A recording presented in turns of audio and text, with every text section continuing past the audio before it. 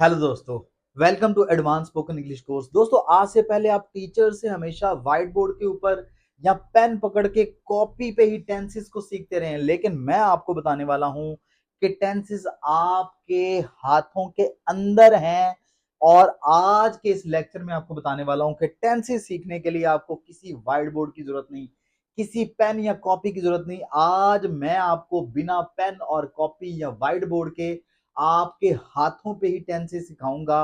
और आपके हाथों में टेंसेस छुपे हैं, वो आज मैं निकाल कर बाहर आपको दिखाऊंगा। अब आप कहेंगे वीडियो देखने के बाद हमारे हाथ तो खाली हैं, लेकिन अभी कुछ ही टाइम के अंदर मैं आपके हाथों से टेंसेस शो करूंगा। टेंस आपके हाथों के अंदर हैं। अभी देखते हैं कि आपके हाथों में टेंसेस को कैसे निकालकर बिना कॉपी पेंसिल और व्हाइट बोर्ड पे के बगैर आप कैसे टेंसेस को हमेशा के लिए याद रख सकते हैं। तो दोस्तों, उससे पहले कि मैं आपके हाथों की तरफ चलूं और आपके हाथ सीधे करवाऊं और आप अपने हाथों में एकदम से टेंसेस को देखना शुरू कर दें, उससे पहले मैं आपको ये बताना चाह रहा हूं कि आज तक जितने भी स्टूडेंट्स को मैं टेंसेस पढ़ाता आया हूं, वो टेंसेस सीखते वक्त हमेशा जब भी पहले लेक्चर में पूछा जाता है, पूछता रहा हूँ मैं जब भी कि बेटे टेंसेस क्या है, टेंसेस के बारे में आप क्या जानते हैं। तो कोई कहते हैं जी सर टेंसेस जो है वो नेगेटिव और पता नहीं क्या इधर उधर के नाम लेते हैं। कई स्टूडेंट्स को तो उसकी तरतीब भी याद नहीं रहती। आज आपके हाथों में छुपे टेंसेस को निकाल के दिखाऊंगा, तो आपको कभी ना तरतीब भूलेगी ना टेंसेस भूलेंगे। तो ये लेक्चर बड़ा इंपॉर्टेंट है, मेरे साथ रहिएगा। तो इससे पहले कि मैं आपके हाथ ओपन करवाऊं और दिखाऊं आपको टेंसेस, उससे पहले मैं आपको एक छोटी सी चीज शेयर कर दूं, फिर आपके हाथों की तरफ चलते हैं। टेंस टेंस का मतलब क्या है, पहले हम टेंस के मतलब को समझ लें, फिर मैं आपके हाथ की तरफ चलता हूं। टेंस जब भी पूछा गया स्टूडेंट से, ज्यादातर पहली दफा पहली दफा पूछने पे अक्सर स्टूडेंट्स ने कहा कि टेंस तो जुमले को कहते हैं। तो अक्सर उन्होंने लिखवाया कि टेंस मतलब जुमला है, सेंट। तो मैंने कहा अगर टेंस जुमला है तो फिर सेंटेंस क्या है। तो अक्सर मैं स्टूडेंट से एक क्वेश्चन पूछता रहा हूँ कि अच्छा भाई, अगर टेंस का मतलब जुमला बता रहे हैं आप, कोई बात नहीं, तो फिर सेंटेंस क्या है। तो उन्होंने कहा जी सेंटेंस भी जुमले को कहते हैं। तो मैंने कहा इट मींस कि टेंस और सेंटेंस डिफरेंट है। सेंटेंस का मतलब जुमला है दोस्तों, आप भी जानते हैं, लेकिन टेंस का मतलब जो है, टेंस का मतलब जुमला नहीं है। टेंस का मतलब है जमाना या फिर टाइम। ठीक है जी। जमाना मतलब पास्ट प्रेजेंट फ्यूचर, आप जानते हैं कि माजी हाल और मुस्तकबिल को इन्हीं को जमाने कहा जाता है। तीन ही जमाने थे ना, जो एक गुजर गया जिसमें आप और मैं अभी मौजूद है, और एक वो जो अभी आएगा। तो ये तीन ही जमाने हैं। तो इसको कंफ्यूज कर देते थे तालिब इल्म के शायद इसका मतलब जुमला है। जुमला टेंस का मतलब नहीं होता। टेंस का मतलब जमाना या वक्त है, टाइम है। अच्छा जी। अब टेंस की थ्री काइंड्स होती हैं, पास्ट प्रेजेंट और फ्यूचर। वो आप जानते हैं कि पास्ट प्रेजेंट और फ्यूचर जो है इसकी काइंड्स हैं।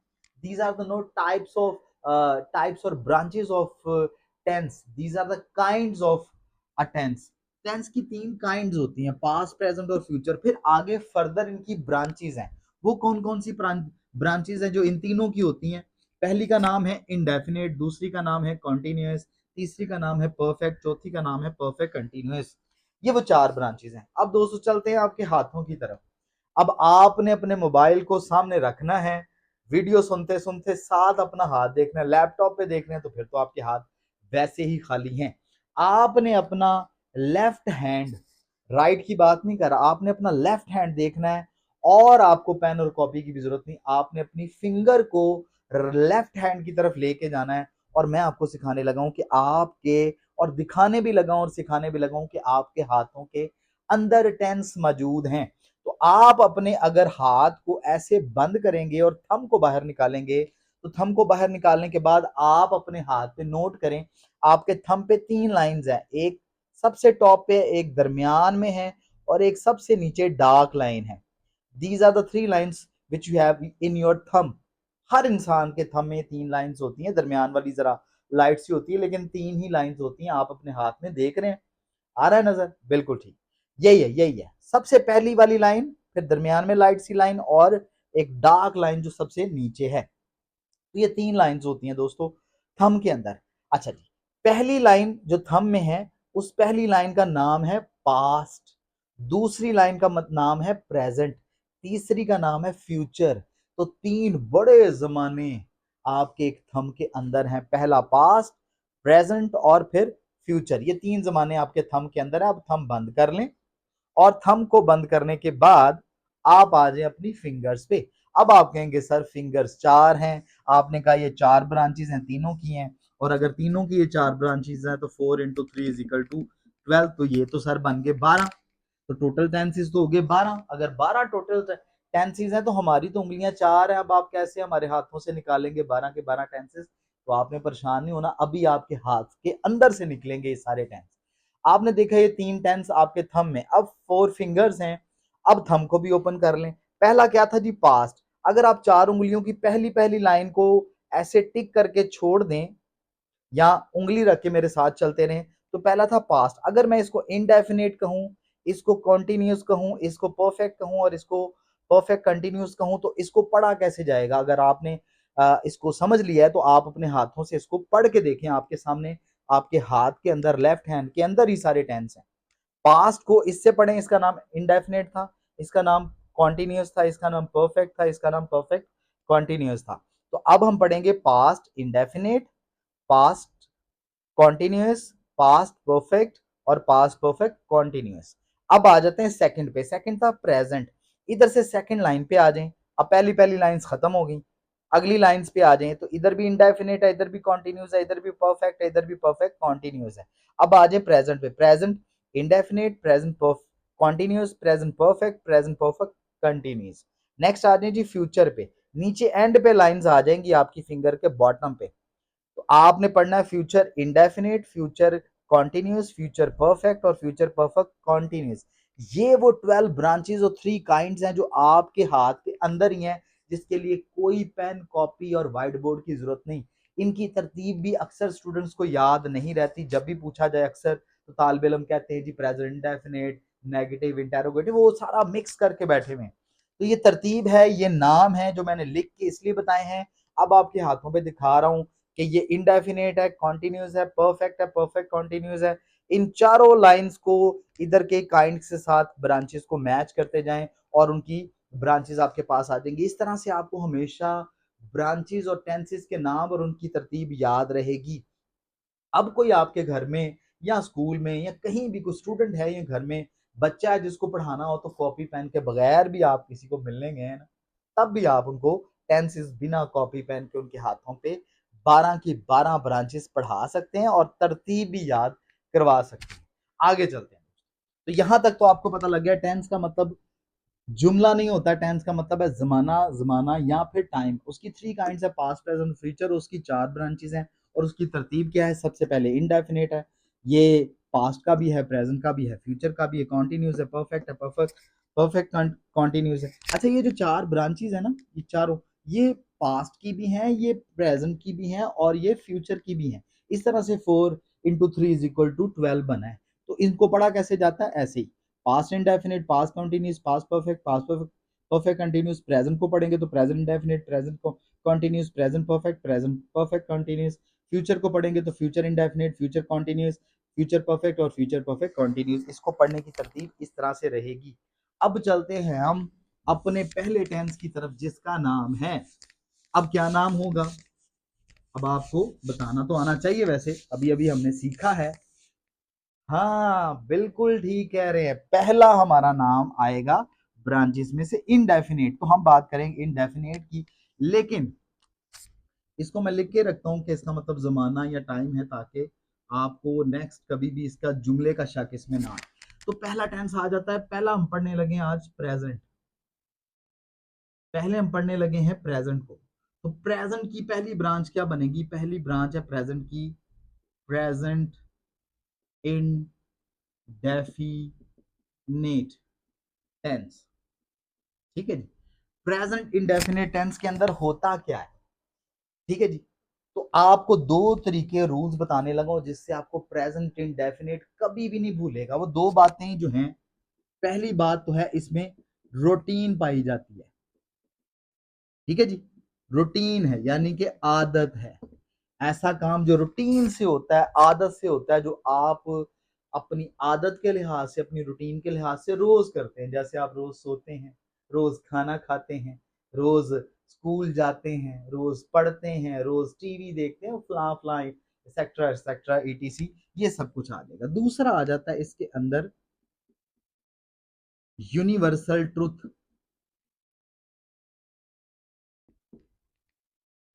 अच्छा जी, यूनिवर्सल ट्रुथ क्या है? यूनिवर्सल ट्रुथ का मतलब है हकीकी सच्चाई। हकीकी सच्चाई क्या है?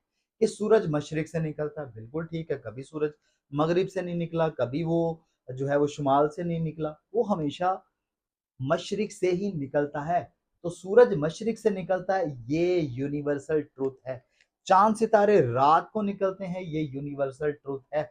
बारिशों के मौसम में बारिशें होती हैं, ये यूनिवर्सल ट्रुथ है। जमीन गोल है, ये यूनिवर्सल ट्रुथ है। तो याद रखना है, प्रेजेंट इंडेफिनिट के अंदर दो बड़ी इंपॉर्टेंट बातें। पहली, रूटीन पाई जाती है, आदत पाई जाती है। इस टेंस में होने वाले सारे सेंटेंसेस, सारे जुमले जो हैं वो आदत के लिहाज से होंगे, और दूसरा वो हकीकी सच्चाई या यूनिवर्सल ट्रुथ पर मबनी होंगे। अब यूनिवर्सल ट्रुथ पर बात करें तो यूनिवर्सल ट्रुथ भी एक्चुअली क्या करता है, वो भी आदत के लिहाज से ही है।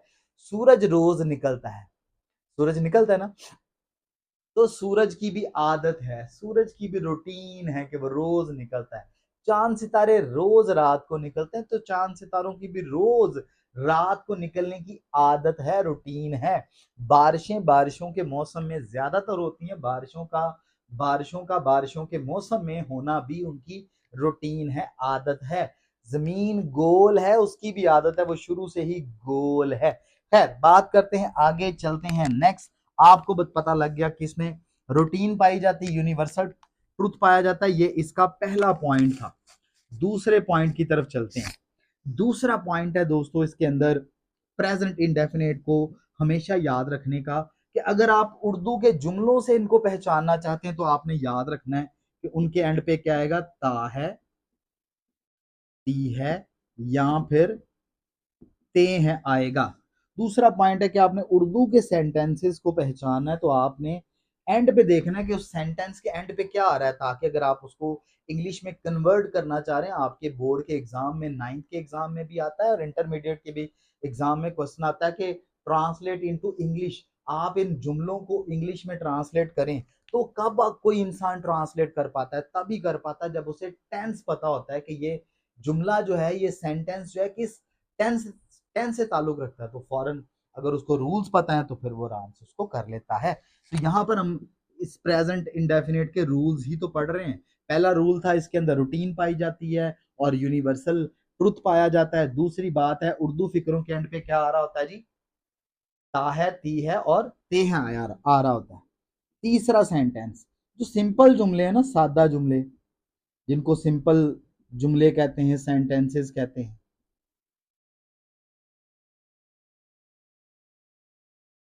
उनके अंदर दोस्तों याद रखना है, सिंपल सेंटेंसेस के अंदर हेल्पिंग वर्ब का इस्तेमाल नहीं होता। यानी कि सिंपल सेंटेंसेस के अंदर हेल्पिंग वर्ब यूज नहीं करते। रूल नंबर 4 है जी, अगर आपने उसको नेगेटिव या इंटेरोगेटिव, अगर आप नेगेटिव या इंटेरोगेटिव सेंटेंस बना रहे हैं या आपके सामने आ गया है, तो फिर आपने याद रखना है, तब सिंपल सेंटेंसेस के अंदर तो कोई हेल्पिंग वर्ब नहीं है। लेकिन जब हम नेगेटिव और इंटेरोगेटिव की बात करते हैं तो फिर इसके अंदर दो हेल्पिंग वर्ब इस्तेमाल होते हैं, डू और डज। ठीक है जी, फिर दो हेल्पिंग वर्ब हमारे पास आ जाते हैं, डू और डज। अब ये डू कब लगता है? डू लगता है जी अगर सेंटेंस आई, हुई, दे, यू या फिर किसी प्लूरल नेम से स्टार्ट हो रहा हो, तो फिर ये एक पोर्शन आ जाता है डू के लिए। कि डू कब लगता है? नेगेटिव और इंटेरोगेटिव सेंटेंसेस में इस्तेमाल होना है, पहली बात। और दूसरी बात यह है कि सिंपल सेंटेंसेस में इस्तेमाल नहीं होना।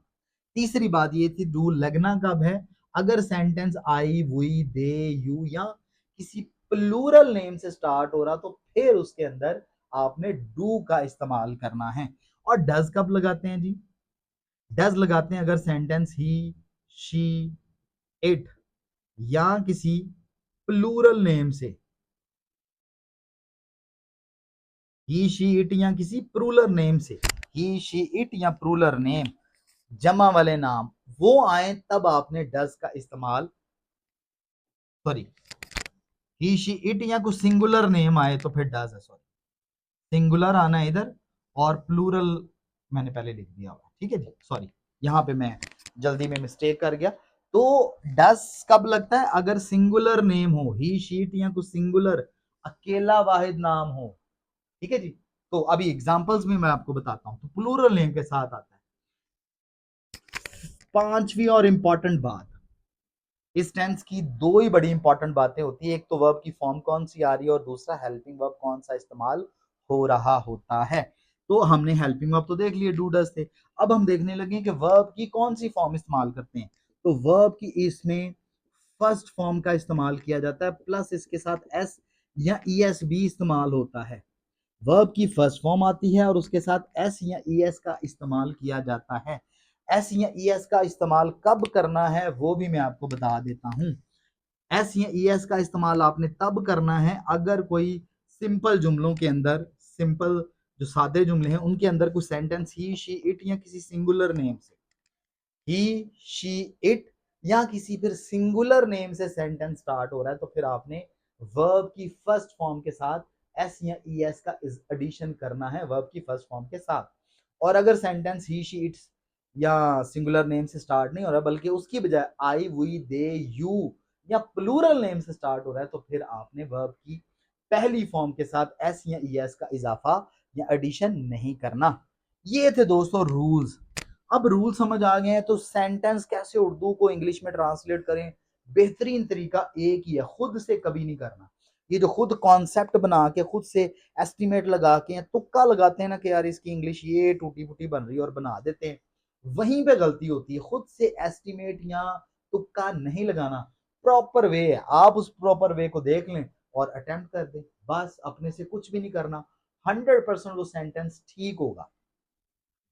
अब चलते हैं जी कि कैसे ठीक होगा, क्या तरीका कार है। तो ये थे सारे रूल्स।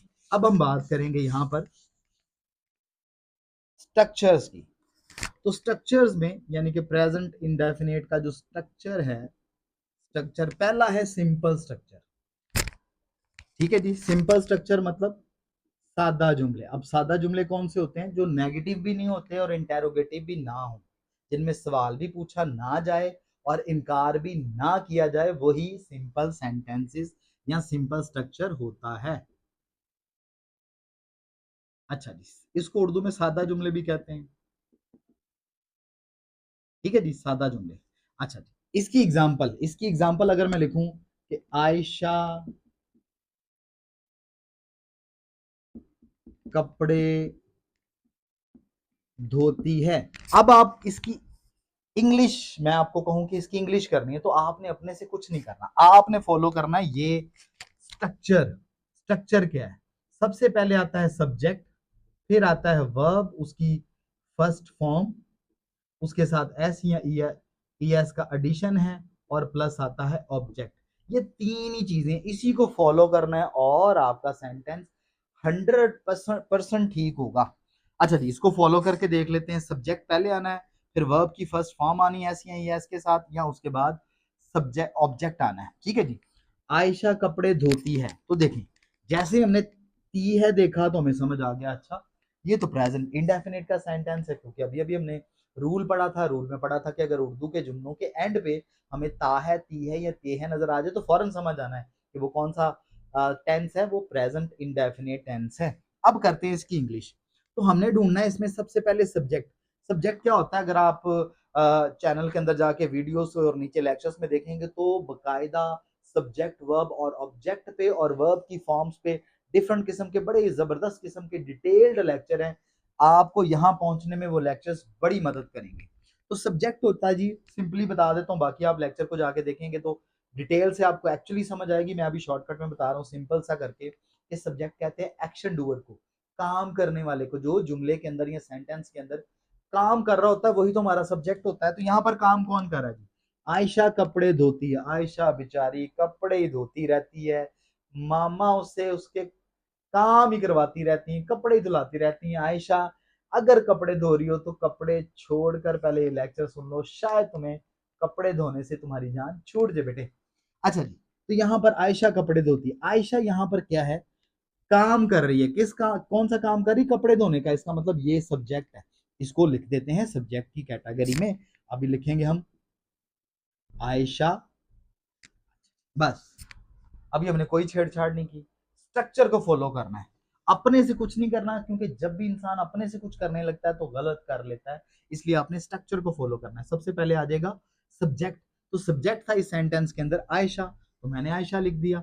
अब हमने ढूंढना है वर्ब, वर्ब किसको कहते हैं, वर्ब की फॉर्म्स और वर्ब पे भी डिटेल लेक्चर है, आप जाके देखें इस चैनल के अंदर नीचे आपको नजर आएगा, तो वर्ब पे भी डिटेल लेक्चर है। वर्ब कहते हैं एक्शन को, वर्ब कहते हैं एक्शन को या काम को। इसमें काम क्या हो रहा है, आयशा कपड़े धोती है, ये धोना काम है, धोती है ये काम है। अब धोने की इंग्लिश क्या होती है, वॉश, सबको पता है, हाथ धो के आओ, वॉश योर हैंड्स, तो आपको नॉर्मली इसका वर्ड का पता है। अब हम वर्ब की फॉर्म लगाएंगे यहाँ पर वॉश, अब मैंने वॉश लिख दिया, वर्ब की फर्स्ट फॉर्म है वॉश, वॉश, वॉश्ड, वॉश, तो सेकंड फॉर्म और थर्ड फॉर्म नहीं, फर्स्ट फॉर्म आनी है, तो वो वॉश है। अब मैंने वॉश लिख दिया, क्या इसके एंड पे मैं एस और ईएस का एडिशन करूं कि ना करूं, सिंपल सेंटेंसेस के अंदर मैंने आपको बताया था, सिंपल स्ट्रक्चर के अंदर वर्ब की पहली फॉर्म के साथ एस और एस कब लगाना है, तो कंडीशन क्या थी, कंडीशन रिवाइज कर लेते हैं। कंडीशन थी अगर सेंटेंस ही, शी, इट या किसी सिंगुलर नेम से स्टार्ट, और आयशा कितने नाम है, आयशा एक ही नाम है, आयशा सिंगुलर नेम है, इसलिए इसके साथ क्या आएगा, एस या ईएस का इजाफा करेंगे, एडिशन करेंगे, तो ये बन जाएगा वॉशिस, आयशा वॉशिस।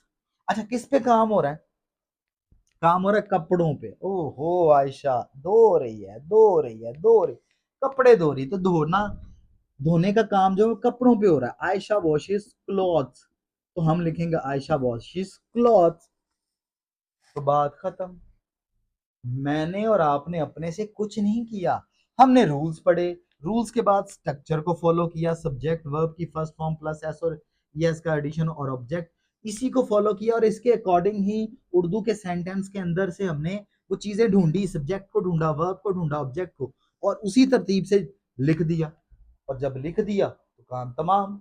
अब ये सेंटेंस बिल्कुल दुरुस्त है, क्योंकि ग्रामेटिकल, इंग्लिश ग्रामेटिकल रूल्स के अकॉर्डिंग है, हमने अपने से कुछ नहीं किया, इसलिए मैंने आपसे कहा था कि आपने अपने से तुक्का नहीं लगाना, आपने स्ट्रक्चर याद रखना है, और जो मैंने रूल्स बताए वो याद रखने हैं, तो आप हमेशा करेक्ट ट्रांसलेशन ही इनटू इंग्लिश करेंगे। अब बात कर लेते हैं नेक्स्ट, अगली नेक्स्ट बात करते हैं जी नेगेटिव की। दूसरा स्ट्रक्चर है नेगेटिव। नेगेटिव स्ट्रक्चर क्या है, उसमें सबसे पहले सब्जेक्ट आएगा, फिर हेल्पिंग वर्ब आएगा, जारी सी बात है नेगेटिव है, तो मैंने बताया था कि सिंपल में, सिंपल सेंटेंसेस में हेल्पिंग वर्ब यूज नहीं होता प्रेजेंट डेफिनेट के, लेकिन नेगेटिव और इंटेरोगेटिव में होता है, और वो कौन सा है, डू और डज। डू और डज मैंने आपको शुरू में बता दिए थे रूल्स के अंदर, तो अब डू और डज की भी बारी आ गई है। अच्छा, तो पहले क्या करेंगे, पहले हम लगाएंगे सब्जेक्ट, फिर आएगा हेल्पिंग वर्ब। हेल्पिंग वर्ब कौन सा है, डू और डज दो हैं। उसके बाद आ जाएगा वर्ब की फर्स्ट फॉर्म। अच्छा, हेल्पिंग वर्ब लगाने के बाद वर्ब की फर्स्ट फॉर्म के साथ एस और एस नहीं लगना, याद रखना है। उसके बाद आ जाता है ऑब्जेक्ट, ठीक है जी। अब हम एक सेंटेंस लिखते हैं कि अली क्रिकेट नहीं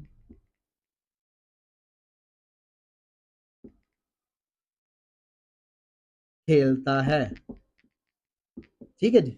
अली क्रिकेट नहीं खेलता, अब ये नेगेटिव है, तो नेगेटिव सेंटेंस है उर्दू का। अब आपने फिर अपने से इंग्लिश नहीं करनी, स्ट्रक्चर को फॉलो करना है। तो सबसे पहले नेगेटिव है, तो सबसे पहले सब्जेक्ट ढूंढना है, सब्जेक्ट है इसमें अली, तो इसमें हम लगाएंगे अली।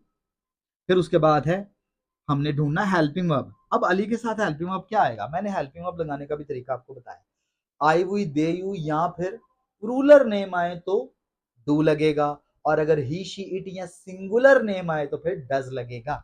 अब अली कितने नाम है, अली तो अकेला नाम है, वो आपको समझ आ गया, अली वाहिद अकेला सिंगुलर नेम है, इसलिए इसके साथ आएगा डज, डज लगा देंगे। सब्जेक्ट लगा दिया, अली सब्जेक्ट था, हेल्पिंग वर्ब डज था, हेल्पिंग वर्ब लगा दिया। उसके बाद आना है वर्ब की फर्स्ट फॉर्म, तो खेलना, खेलने की इंग्लिश होती है प्ले, अब लगेगी वर्ब की फर्स्ट फॉर्म प्ले, ये आ गया वर्ब। अब लगाना है ऑब्जेक्ट, ऑब्जेक्ट होता है जिसपे काम किया जा रहा होता है। ऑब्जेक्ट और उसकी काइंड्स भी आपको हमारे इस चैनल के लेक्चर्स में मिलेगी, आप जाके देख सकते हैं इस लेक्चर के बाद। अच्छा जी, ऑब्जेक्ट क्या है जिसपे काम हो रहा है? अली क्रिकेट नहीं खेलता है तो काम हो रहा है क्रिकेट पे। अली डज नॉट, सॉरी, हमने नेगेटिव सेंटेंस के अंदर हेल्पिंग वर्ब के बाद नॉट भी लगाना था, तो Ali does not play, first form आ गई वर्ब की। उसके बाद आ गया ऑब्जेक्ट, ऑब्जेक्ट है यहाँ पे क्रिकेट, तो आ जाएगा Ali does not play cricket. Ali subject, does helping verb, not आ गया नेगेटिव सेंटेंस था, और प्ले वर्ब की फर्स्ट फॉर्म आ गई, और ऑब्जेक्ट आ गया हमारा क्रिकेट, क्योंकि क्रिकेट पे तो काम हो रहा था। तो ये जी सिंपल और नेगेटिव सेंटेंस आपके पास आ चुका है। अब हम बात कर लेते हैं इसके बाद इंटेरोगेटिव की। अब इंटेरोगेटिव में क्या है? इंटेरोगेटिव के लिए आपने एक तरीका याद रखना है। इंटेरोगेटिव, इंटेरोगेटिव दुनिया में किसी भी इंग्लिश के सेंटेंस को याद रखना आपने।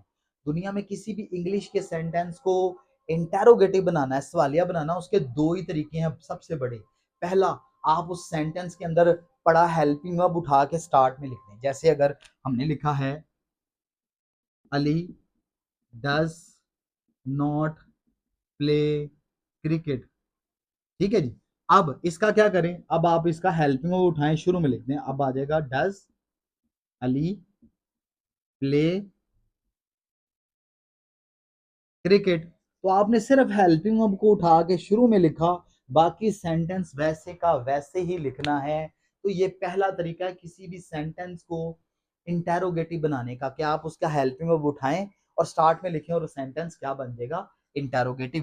पहले था Ali does not play cricket, Ali cricket नहीं खेलता। अब है डज अली प्ले क्रिकेट, क्या अली क्रिकेट खेलता है? तो ये बन गया इंटेरोगेटिव। इंटेरोगेटिव का स्ट्रक्चर देख लेते हैं। स्ट्रक्चर है हमारे पास यहाँ पर, सबसे पहले आएगा हेल्पिंग वर्ब, या फिर डब्ल्यू एच वाले words, what, where, when, which, question पूछने वाले, जो क्वेश्चंस के लिए क्वेश्चन वाले वर्ड्स होते हैं डब्ल्यू एच वाले, उनकी बात कर रहा हूँ। दूसरा तरीका यही है, पहला है हेल्पिंग वर्ब उठाएं और स्टार्ट में लिख दें, और दूसरा है सवाल पूछना है, what is your name, where are you from, which is your favourite colour. तो ये जो क्वेश्चन वाले वर्ड्स हैं, ये है दूसरा तरीका सवाल बनाने का। तो यहाँ फिर हेल्पिंग वर्ब स्टार्ट में लिखना पड़ेगा, यहाँ फिर वो डब्ल्यू एच वाले वर्ड से स्टार्ट हो रहा। उसके बाद क्या करना है? उसके बाद आपने लिखना है सब्जेक्ट को। सब्जेक्ट के बाद आपने लिखना है वर्ब की वही फर्स्ट फॉर्म को। अब एस और एस का दौर गया, वो सिर्फ सिंपल सेंटेंस के अंदर आना था। लास्ट में आएगा ऑब्जेक्ट और एंड पे आएगा क्वेश्चन मार्क। ये है जी स्ट्रक्चर, ये है स्ट्रक्चर किसका? इंटेरोगेटिव का, प्रेजेंट डेफिनेट के इंटेरोगेटिव का। अब हम बात कर लेते हैं इसकी भी एग्जांपल देख के, ताकि आप अच्छे से समझ जाएं और कभी गलती ना करें। क्या आमना फूल तोड़ दी है? अब ये इंटेरोगेटिव यानी कि सवालिया जुमला है, क्या आमना फूल तोड़ती है, ठीक है जी। अब हमने फिर क्या करना है? स्ट्रक्चर को फॉलो करना है, खुद से कुछ भी नहीं करना। तो है सवालिया बनाने के लिए मैंने आपको कहा कि हेल्पिंग वर्ब को स्टार्ट में लिखना है, तो पहले तो देखना पड़ेगा इसमें हेल्पिंग वर्ब आ क्या रहा है। हेल्पिंग वर्ब बताता है आपका सब्जेक्ट, आपका सब्जेक्ट ही बताता है कि उसके अकॉर्डिंग डू आना है कि डज आना है। अब आमना सिंगुलर है, सिंगुलर के साथ आता है डज, तो हम लगाएंगे डज आमना, ठीक है जी। ये आ गया हमारा हेल्पिंग वर्ब, ये आ गया हमारा सब्जेक्ट, हेल्पिंग वर्ब और सब्जेक्ट। उसके बाद लगाना है वर्ब, तो वर्ब आ जाएगा तोड़ती है, ती है ना, तोड़ती है। तो ये तोड़ना, तोड़ने की इंग्लिश होती है plug, P L you see के, प्लक। प्लक तोड़ने को कहते हैं, ठीक है जी, वो गर्ल्स करती है ना प्लकिंग, वही है। उसके बाद आ जाता है हमारा एंड पे ऑब्जेक्ट। ऑब्जेक्ट क्या है जी? किसको तोड़ती है? फूल को तोड़ती है। तो फूल को इंग्लिश में कहते हैं flower, flower. Does Aamna pluck flower? अब देखिए वर्ब की फर्स्ट फॉर्म के साथ एस और यस नहीं है, क्योंकि नेगेटिव और इंटेरोगेटिव में हेल्पिंग वर्ब इस्तेमाल वर्ब की फर्स्ट फॉर्म के साथ एस और यस नहीं लगता, ठीक है जी। इसलिए ये सिंपल फर्स्ट फॉर्म ही है, एस और यस का एडिशन नहीं है। हेल्पिंग वर्ब लगने के बाद नहीं इस्तेमाल किया जाता। तो ये था जी सिंपल, नेगेटिव और इंटेरोगेटिव प्रेजेंट इंडेफिनिट का। तो ये टोटल आपका प्रेजेंट इंडेफिनिट टेंस यहाँ पर होता है कंप्लीट। अब हम चलते हैं इसकी सेकंड ब्रांच पे, जो कि है प्रेजेंट कॉन्टिन्यूअस टेंस।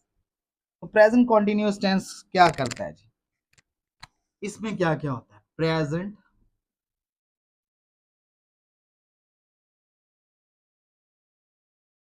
कॉन्टिन्यूअस, अच्छा इसके भी रूल्स हैं। अब हम रूल्स की बात कर लेते हैं। रूल्स में सबसे पहले आपको यह समझना पड़ेगा कि एक काम था जो पास्ट में, माजी में शुरू हुआ और अभी प्रेजेंट तक जारी है। एक ऐसा काम जो हमने माजी में शुरू किया और वो अभी तक प्रेजेंट में कंटिन्यू है, वो अभी तक जारी है। स्टार्ट कब किया? माजी में, और वो अभी तक जारी है। जैसे कि अगर मैं कहूं I am doing MA in English, I am doing MA English, ठीक है जी। I am doing MA in English, MA कहते हैं मास्टर डिग्री को 16वीं जमात को। क्या आप मुझे बताएं, क्या ऐसा पॉसिबल है, सॉरी, क्या ऐसा पॉसिबल है कि कोई इंसान अभी दुनिया में आया है और वो आते ही मास्टर डिग्री कर रहा है कि जी मैं 16वीं जमात में एमए कर रहा हूँ? क्या ऐसा पॉसिबल है कि कोई इंसान दुनिया में आते ही पैदा होते कि जी I am doing MA? No. इसका मतलब है वो इंसान जब पैदा हुआ तो उसने माजी में प्ले ग्रुप में एडमिशन लिया होगा, फिर चलते चलते स्कूल में उसने 8 class, 5 class, 6 class, 7 class, matric pass किया होगा, फिर वो कॉलेज में गया होगा, इंटरमीडिएट और ग्रेजुएशन कंप्लीट किया होगा, और ग्रेजुएशन और एमए जाके अब वो यूनिवर्सिटी में कर रहा है। तो यहां तक पहुंचने के लिए उसे 16 साल लगे हैं, और प्ले ग्रुप, नर्सरी पे आप ये भी मिला लें तो फिर जाके उसको तकरीबन 16 की बजाय 19 से 20 साल लगे।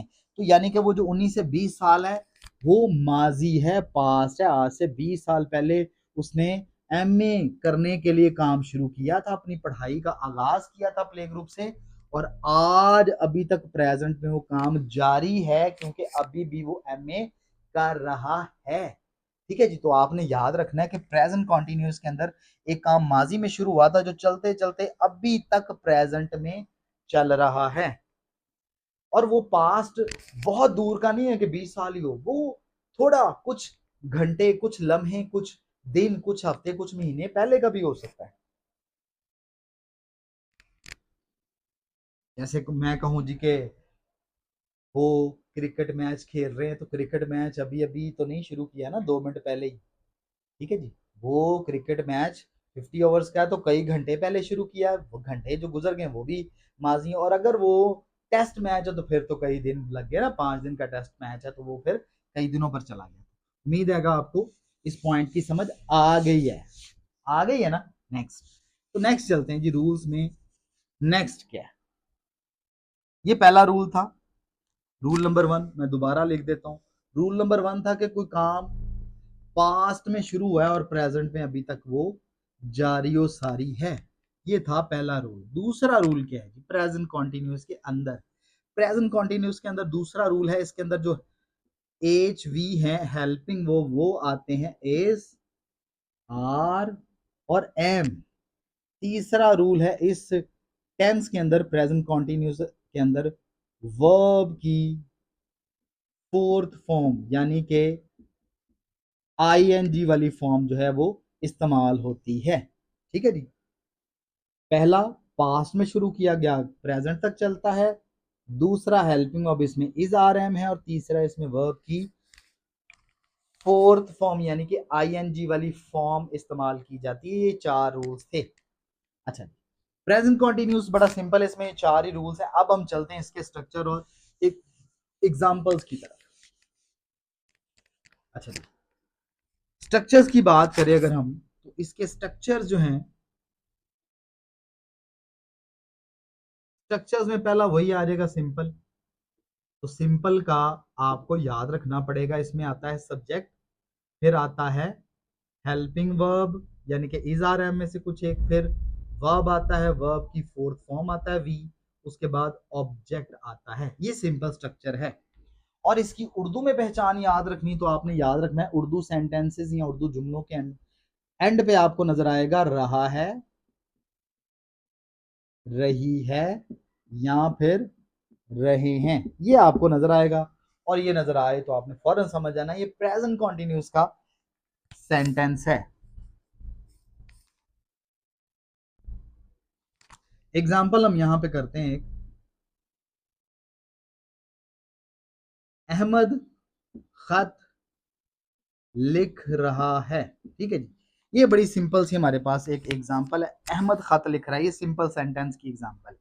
तो हमने ढूंढना है सबसे पहले सब्जेक्ट, सब्जेक्ट है इसमें अहमद, तो हम लिखेंगे अहमद, फिर आना है इज आर एम। अच्छा, इज आर एम का यूज कैसे करना है, वही ही शी इट या सिंगुलर नेम हो तो इज आना है, और प्लूरल हो यानी कि वी दे यू या प्लूरल नेम हो तो फिर आर आना है, और एक एम बचा, वो एम एक ही चीज के साथ आना है और वो है आई, आई के साथ एम आना है, ये याद रखना है आपने।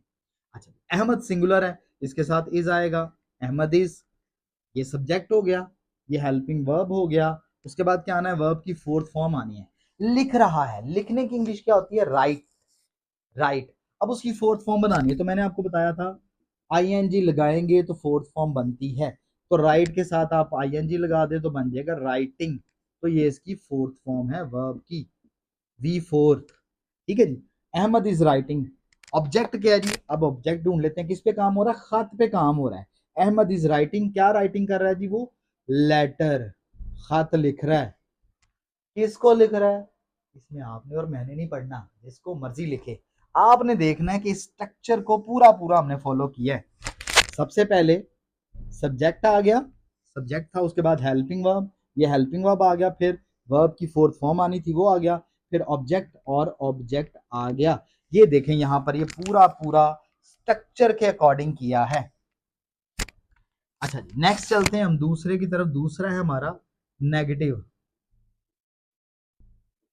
अब नेगेटिव का स्ट्रक्चर क्या होता है, सब्जेक्ट आता है पहले, फिर हेल्पिंग वर्ब आता है, फिर नॉट आता है, फिर वर्ब की फोर्थ फॉर्म आती है, और फिर ऑब्जेक्ट आता है।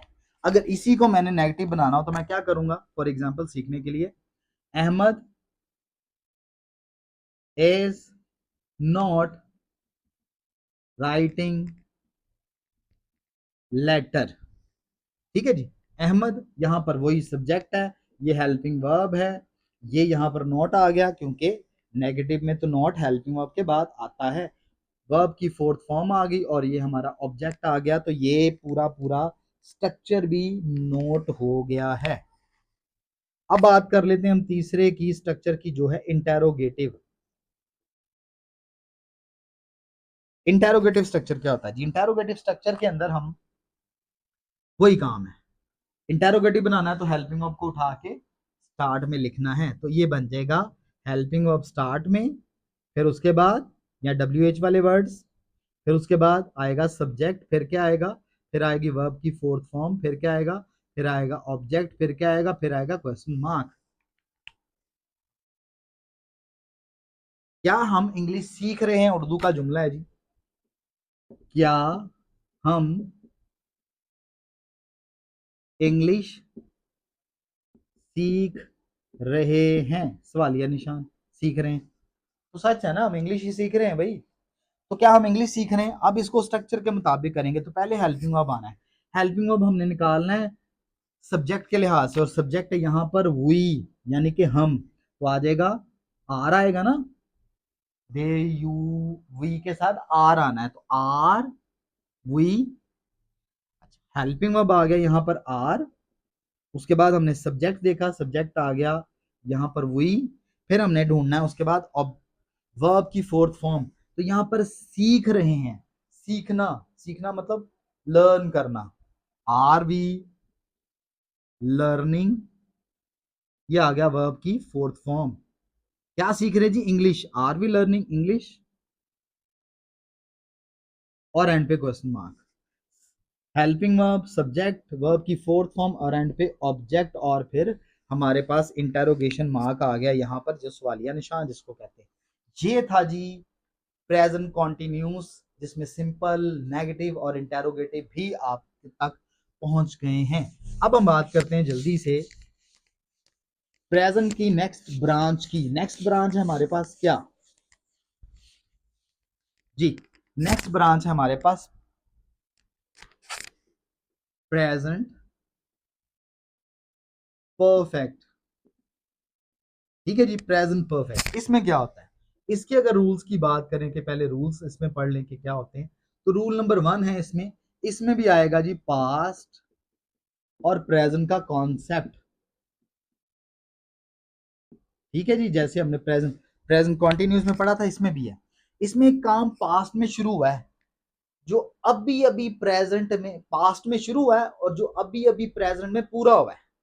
ठीक है जी, काम शुरू हुआ था पास्ट में, वो पास्ट माजी दूर का है या माजी नजदीक का है, इससे ताल्लुक नहीं है, वो पास्ट का काम माजी में शुरू हुआ था और अभी अभी वो पूरा हुआ है।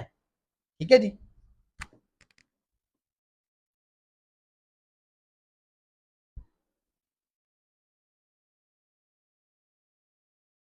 मैं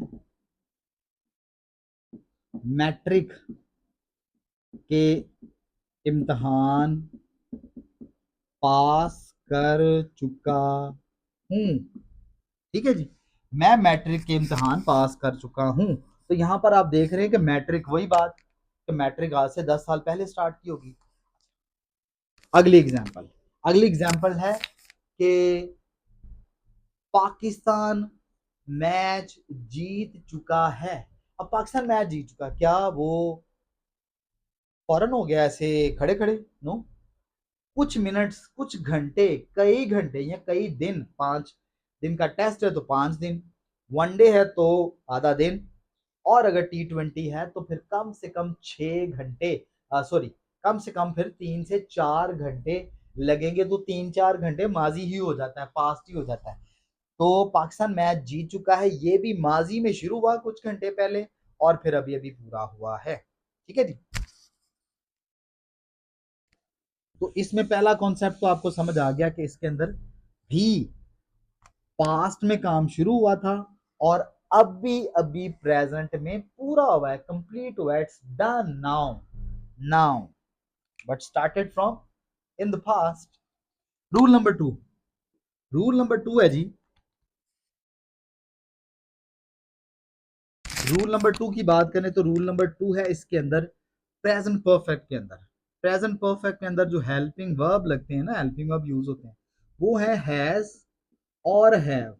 ये दो हेल्पिंग वर्ब, हैज कब लगता है जी, अगर सेंटेंस ही, शी, इट या किसी वही सिंगुलर अकेले नाम से स्टार्ट हो रहा तो फिर हैज लगता है। और हैव कब लगता है जी, अगर sentence I, we, they, you या प्लूरल नेम से स्टार्ट हो रहा तो फिर क्या लगता है, हैव लगता है। तीसरी बात, तीसरी बात, तीसरी फॉर्म है वर्ब की, वर्ब की इसमें थर्ड फॉर्म लगती है। ठीक है जी, याद रखना है, फॉर्म्स का बकायदा लेक्चर आपको चैनल में मिलेगा, आप वीडियोस को इस लेक्चर के बाद लाजमी सुनिएगा, आपके पास बड़े इंटरेस्टिंग लेक्चर्स पहुंचेंगे। तो यहाँ पर वर्ब की थर्ड फॉर्म लगनी है, हैज, हैव, हेल्पिंग वर्ब लगना है और पास्ट में काम शुरू हुआ, अभी अभी प्रेजेंट में कंप्लीट हुआ होगा। अब पहचान कैसे करेंगे, अगर उर्दू के जुमले आपके सामने आ जाते हैं इन उर्दू, तो आपने उसको कैसे पहचानना है? अगर आपके उर्दू के जुमलों पे आपको एंड पे नजर आए चुका है, चुकी है या चुके हैं, अच्छा, कई लोग इसी पहचान को याद रखते हैं और सेंटेंस में अगर आ जाए कि मैंने खाना खा लिया है, मैंने इम्तिहान पास कर लिया है, तो बच्चे कंफ्यूज हो जाते हैं। आपने कंफ्यूज नहीं होना, ठीक है जी, वो यही है, चुका है, चुकी है या खाना काम कर लिया है, वो यही है। मैंने इम्तिहान पास कर लिया है, मैंने खाना खा लिया है, मैंने मैच जीत लिया। तो आपने याद रखना है कि वो चुका, चुकी, चुके के बाद काम कर लिया है, लिया है, लिए हैं भी याद रखना है, ये भी पहचान का हिस्सा है। तो ये है जी इसके रूल्स प्रेजेंट परफेक्ट के। अब हम चलते हैं इसके स्ट्रक्चर और एग्जांपल्स की तरफ, ताकि आप सेंटेंस, किसी भी किस्म का जुमला आपके सामने आए तो आप उसको सॉल्व कर सकें। अच्छा, अब बात कर लेते हैं इसके स्ट्रक्चर्स की। तो स्ट्रक्चर में पहला वही है, सिंपल। अब सिंपल में क्या आएगा, सबसे पहले सब्जेक्ट आएगा, फिर आएगा हेल्पिंग वर्ब। हेल्पिंग वर्ब दो हैं, हैज और हैव। उसके बाद आएगा वर्ब, वर्ब की आएगी थर्ड फॉर्म, फिर आएगा हमारे पास ऑब्जेक्ट। ठीक है जी। एग्जाम्पल है हमारे पास, हम खाना खा चुके हैं। हम खाना खा चुके हैं, यहां पर सब्जेक्ट क्या है जी, हम। तो हम सबसे पहले लिखेंगे सब्जेक्ट को। सब्जेक्ट क्या है यहां पर, हम। तो हम लिखेंगे सबसे पहले वी। हम की इंग्लिश क्या होती है, वी। उसके बाद आना क्या आएगा, हैज आएगा कि हैव आएगा, जी सबको पता है। आई वी दे यू या प्लूरल नेम के साथ हैव आना है, इसलिए हम क्या करेंगे, इसके साथ हैव लिखेंगे। तो ये हो गया सब्जेक्ट, ये हो गया हेल्पिंग वर्ब। अब हमने लिखना है उसके बाद वर्ब की थर्ड फॉर्म। तो इसमें वर्ब क्या है जी, खाना खाना। खाना खाने का काम है, तो खाना खाने को क्या कहते हैं, हम खाना खा चुके हैं, वी हैव ईटन। ईट की थर्ड फॉर्म है ईटन। ईट, एट और ईटन। ईटन जो है इसकी थर्ड फॉर्म है, वी हैव ईटन मील या फिर फूड, दोनों लिख सकते हैं। फूड कच्चे खाने में भी आ जाता है, सैलड वगैरह दूसरी चीजों में, लेकिन मील पके हुए खाने को कहते हैं, ये भी याद रखना। तो यहाँ पर आ गया सब्जेक्ट, फिर आ गया हैव हमारा हेल्पिंग वर्ब, और यहाँ पर आ गया वर्ब की थर्ड फॉर्म वी जो थी, और ये हमारा आ गया ऑब्जेक्ट। अब हम बात करते हैं नेक्स्ट, नेगेटिव स्ट्रक्चर की। ठीक है जी। मनफी जुमले जिसमें इनकार आता है या नहीं आता है। इसमें क्या होगा, इसमें सब्जेक्ट सबसे पहले आएगा, फिर हेल्पिंग वर्ब आएगा, फिर नॉट आएगा, फिर उसके बाद वर्ब की थर्ड फॉर्म आएगी, फिर उसके बाद ऑब्जेक्ट आएगा। तो ये है हमारा नेगेटिव स्ट्रक्चर। इसके अकॉर्डिंग हमने मनफी जुमलों को सॉल्व करना है। तो मनफी जुमले यहां पर एक एग्जाम्पल के तौर पर बना के देख लेते हैं। अच्छा, ये एग्जाम्पल नंबर 1 थी, तो ये एग्जाम्पल नंबर 2 है।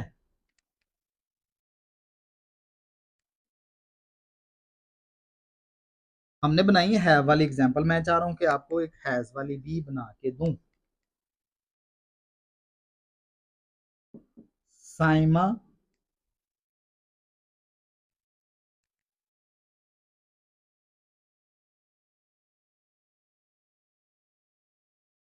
इम्तिहान पास कर चुकी है, ये एग्जाम्पल है हमारे पास। सॉरी, ये नेगेटिव था, तो हम बनाएंगे साइमा इम्तिहान पास नहीं कर चुकी है। ठीक है जी। अब इसको करना है आपने सॉल्व, वही सबसे पहले आएगा सब्जेक्ट। सब्जेक्ट है इसमें साइमा, साइमा उसके बाद आएगा हैज। साइमा सिंगुलर नेम है, इसलिए उसके साथ हम हैज लिखेंगे। हैज के बाद नॉट है, फिर उसके बाद क्या है जी, उसके बाद है वर्ब की थर्ड फॉर्म। तो यहां पर पास करना, ये था वर्ब, तो वर्ब की थर्ड फॉर्म क्या हो जाएगी, पास की पास्ट।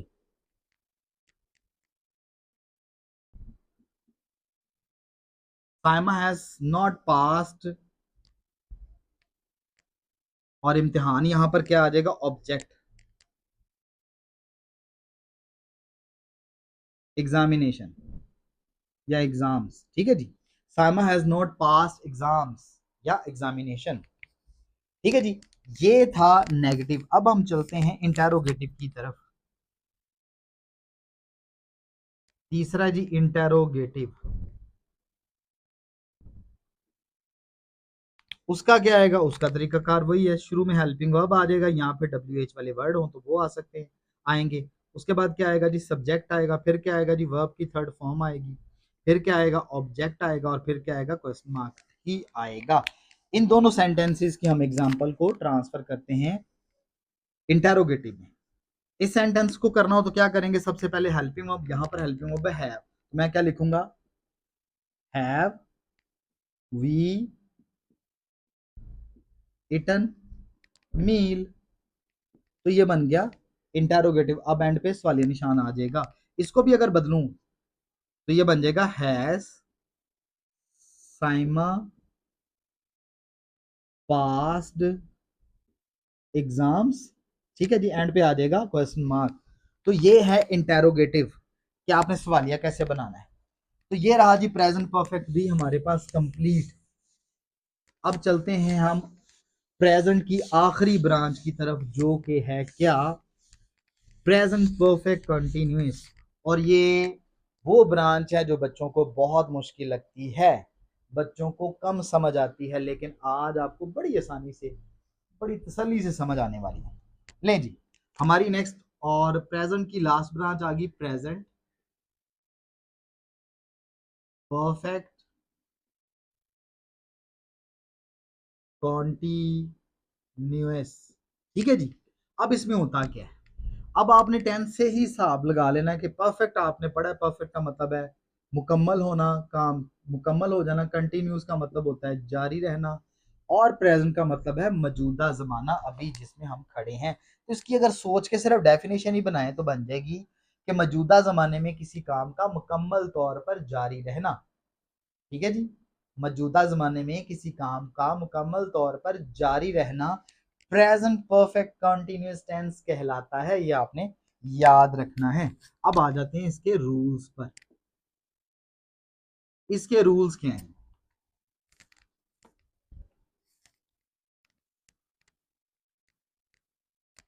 अच्छा जी, पहले तो इसका रूल आपको उर्दू में बता दूं।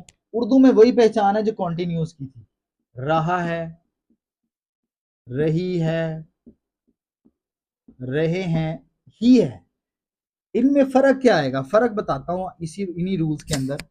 दूसरा रूल आ जाएगा, परफेक्ट में हेल्पिंग वर्ब था हैज और हैव, अब इसके साथ प्लस बीन का इजाफा हो जाएगा। ठीक है जी, हैज या हैव दोनों में से जो भी आएगा, और आपको पता है हैज कब लगाना है, हैव कब लगाना है, बस साथ एडिशन हो जाएगा बीन का।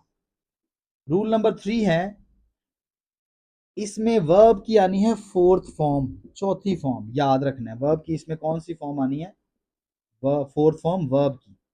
अच्छा, चौथा रूल है कि इसमें सिंस और फोर का इस्तेमाल किया जाता है।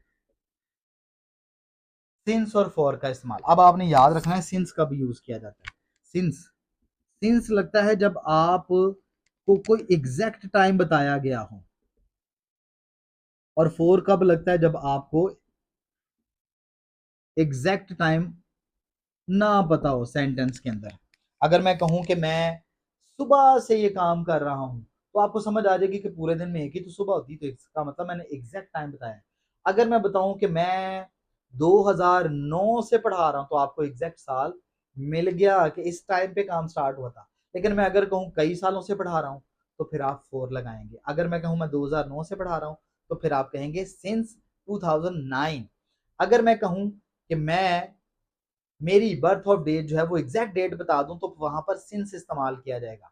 मैं कई सालों से इस दुनिया में हूं, तो फिर वहां पर फोर लगेगा। तो एग्जैक्ट टाइम बताया गया हो तो सिंस लगाना है, और एग्जैक्ट टाइम ना बताया गया हो, कई दिन, कई हफ्ते, कई साल, तो फिर आपने फोर लगाना है। अभी टेंस में एग्जांपल्स के तौर पर करेंगे तो आपको मजीद समझ आएगा। अच्छा जी, पहचान यही है, लेकिन आपको साथ वक्त नजर आए तो फिर आपने समझ जाना है कि ये क्या है। ये प्रेजेंट परफेक्ट कंटिन्यूअस टेंस है, खाली प्रेजेंट कंटिन्यूअस नहीं है। और एक और बात याद रखनी है, यहां पर मैंने बताया वर्ब की फोर्थ फॉर्म आनी है। जब हम प्रेजेंट कंटिन्यूअस टेंस पढ़ रहे थे, फिर भी तभी मैंने आपको बताया था कि इसमें प्रेजेंट कंटिन्यूअस टेंस के अंदर कि इसमें भी वर्ब की फोर्थ फॉर्म आनी है। तो यहां से कोई बात समझ आ रही है? मैं आपको एक बात बता दूं जो आपने कभी भी नहीं भूलनी, कि प्रेजेंट कंटिन्यूअस टेंस हो या present perfect continuous tense, past continuous tense हो या पास्ट परफेक्ट कंटिन्यूअस टेंस हो, फ्यूचर कॉन्टिन्यूस हो या फ्यूचर परफेक्ट कॉन्टिन्यूस टेंस हो, आपने एक चीज हमेशा याद रखनी है कि कॉन्टिन्यूस का वर्ड किसी टेंस की हेड में आप हेडिंग में आपको नजर आ गया कि वो प्रेजेंट का कॉन्टिन्यूस है या पास्ट का या फ्यूचर का, या वो पास्ट परफेक्ट कंटिन्यूस का, फ्यूचर परफेक्ट कंटिन्यूस का, प्रेजेंट परफेक्ट कंटिन्यूस का, आपने कॉन्टिन्यूस का वर्ड देखते ही एक काम कभी नहीं भूलना, और वो है वर्ब की फोर्थ फॉर्म। कॉन्टिन्यूस का मतलब ही वर्ब की फोर्थ फॉर्म है दोस्तों। कॉन्टिन्यूस के नाम पर आपने चौथी फॉर्म वर्ब की फोर्थ फॉर्म ही लगानी है। अच्छा, ये थे रूल्स। अब हम चले जाते हैं आगे इसके स्ट्रक्चर्स पर और एग्जांपल्स पर। तो इसके स्ट्रक्चर्स और एग्जांपल्स की तरफ चलें तो यहां पर स्ट्रक्चर्स में इसके जरा स्ट्रक्चर्स लंबे होते हैं थोड़े, क्योंकि इसमें चीजें ज्यादा हैं। अच्छा जी, तो पहला है इसमें, सबसे पहले आता है सब्जेक्ट, फिर आता है हेल्पिंग वर्ब प्लस बीन। ठीक है जी, हेल्पिंग वर्ब क्या था, हैज हैव, आपको पता है हैज हैव के साथ बीन आएगा, फिर वर्ब की फोर्थ फॉर्म आनी है। ठीक है जी, उसके बाद ऑब्जेक्ट आना है, उसके बाद सिंस या फोर का इस्तेमाल होना है, या फिर जो भी टाइम दिया गया होगा, यहां पर टाइम लिख देना आपने। ठीक है जी, सॉरी, टाइम ने यहां पर आना है। सिंस फॉर का इस्तेमाल आपने ऑब्जेक्ट के फौरन बाद करना है, सिंस या फॉर इन दोनों में से जो भी आएगा, और एंड पे आपने टाइम लगाना है। अगर ये सिंपल स्ट्रक्चर है, अब हम यहां पर एक एग्जांपल देख लेते हैं कि असलम 1980 से पेंशन ले रहा है। अब देखें, पहचान में तो रहा है, जो प्रेजेंट कॉन्टिन्यूस की पहचान थी ना, पहचान तो वही है, लेकिन आपको कैसे पता लगेगा प्रेजेंट कॉन्टिन्यूस की प्रेजेंट परफेक्ट कॉन्टिन्यूस है? आपको यहाँ पर टाइम नजर आएगा, डेट नजर आएगी, वक्त नजर आएगा, सुबह शाम कोई चीज नजर आएगी जिससे आप फौरन पहचान लेंगे कि ये present continuous, present perfect continuous tense है। ठीक है जी, अच्छा, अब इसको हम सॉल्व करते हैं स्ट्रक्चर के मुताबिक। तो हम लिखेंगे सबसे पहले सब्जेक्ट, सब्जेक्ट क्या है इसमें, असलम, तो हम लिखेंगे असलम, फिर क्या जी, हेल्पिंग वर्ब, असलम सिंगुलर है तो हैज आ जाएगा इसके साथ, Aslam has been, has have के साथ बीन आना था ना, लगा दिया, फिर वर्ब की फोर्थ फॉर्म आनी है। ठीक है जी, पेंशन ले रहा है, लेना मतलब रिसीव करना या गेट करना, हासिल करना। असलम हैज बीन रिसीविंग, ये फोर्थ फॉर्म आ गई जी, ये हेल्पिंग वर्ब आ गया, और ये हमारा सब्जेक्ट आ गया। असलम हैज बीन रिसीविंग, क्या जी, क्या रिसीविंग कर रहा है, ऑब्जेक्ट क्या है जी, ऑब्जेक्ट है पेंशन, पेंशन। अब मुझे बताएं कि यहां पर लिखा 1980, 1980, तो आप मुझे बताएं यहां पर फोर लगेगा सिंस? हाँ, बिल्कुल ठीक बताया, बिल्कुल। आपको एग्जैक्ट टाइम पता है ना, क्योंकि एग्जैक्ट टाइम है 1980, इसलिए यहां पर आएगा सिंस, सिंस 1980, सिंस या फोर लगाया और उसके बाद मैंने टाइम लगाया, तो ये पूरा सेंटेंस कंप्लीट हो गया। Aslam has been receiving pension since 1980। अच्छा, अगर मैं, चलो यहां पर पहले अगली एग्जांपल कर लेते हैं नेगेटिव की। नेगेटिव स्ट्रक्चर क्या होगा जी, नेगेटिव स्ट्रक्चर वही है, ये सब्जेक्ट हेल्पिंग वर्ब, और हेल्पिंग वर्ब के फौरन बाद नॉट लगाना, उसके बाद आपने बीन लगाना है।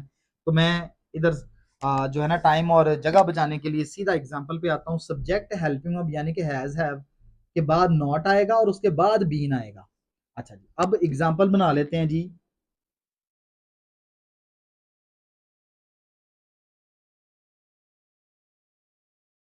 काशिफ कई सालों से फुटबॉल की